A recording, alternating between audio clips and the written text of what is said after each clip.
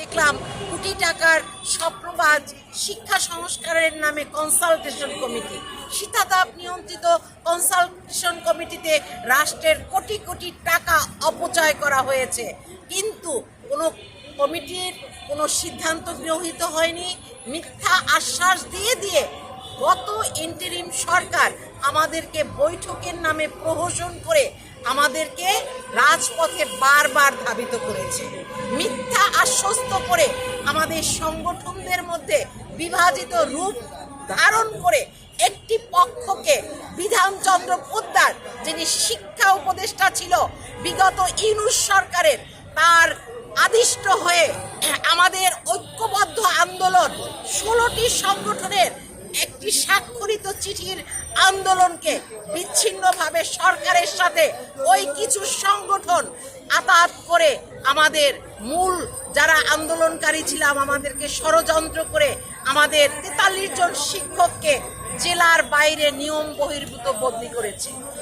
বর্তমান গণতান্ত্রিক সরকার পুনরায় ফিরে এসে আমরা তাদের কাছে বারবার আর্জি জানিয়েছি এবং আমাদের মাননীয় শিক্ষামন্ত্রী, আপনারা জানেন এহসানুল হক মিলন স্যার এবং ববি হাজ্জাজ স্যার অত্যন্ত মানবিক মানুষ, তারা আমাদের পুরো বিষয়গুলো জেনেছেন, জেনে 38 জন শিক্ষককে পূর্বের আগের উপজেলায় ফিরিয়ে দিয়েছেন। কিন্তু আমরা এখনো বর্তমানে 4 জন শিক্ষক যারা আমরা নেতৃত্ব দিয়েছি, তারা এখনো আমরা পূর্বের মতো ভিন্ন জেলায় আমরা প্রতিদিন 175 কিলোমিটার, কেউ 70 কিলোমিটার, 140 কিলোমিটার পথ অতিক্রম করে আমরা কিন্তু দুর্বিষহ জীবনযাপন করছি।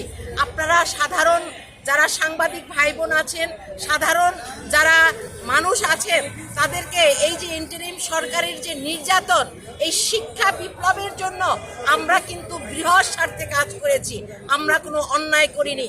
যে শাটডাউন কর্মসূচিটি ছিল, সেই কর্মসূচিটি কিন্তু আমাদের ছিল না, সেই কর্মসূচিটি ছিল অন্য 11টি সংগঠনের।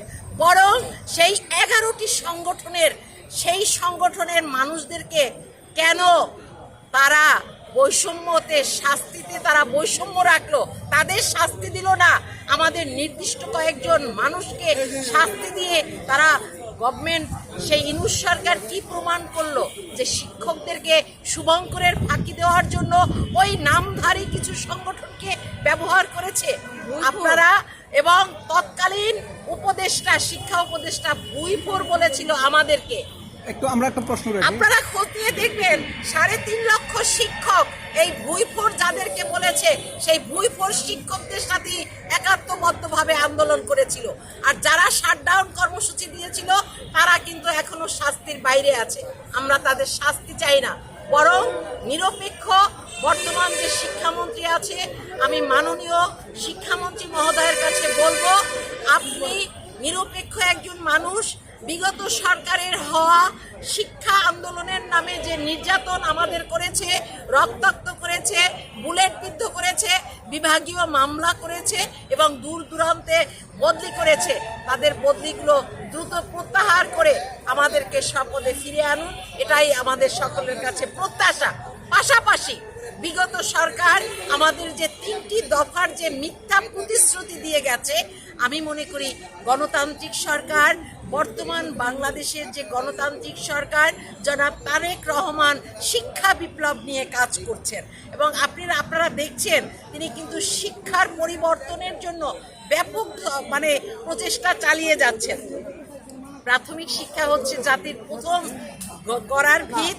তাহলে আমি মাননীয় প্রধানমন্ত্রীর দৃষ্টি আকর্ষণ করে বলবো, প্রাথমিক শিক্ষকদের হাহাকারগুলো আপনারা শুনুন এবং মহান জাতীয় সংসদে আপনি বলেছেন যে প্রাথমিক শিক্ষকদের জীবন মান নিয়ে আপনি দ্রুত কাজ করার জন্য চেষ্টা করছেন।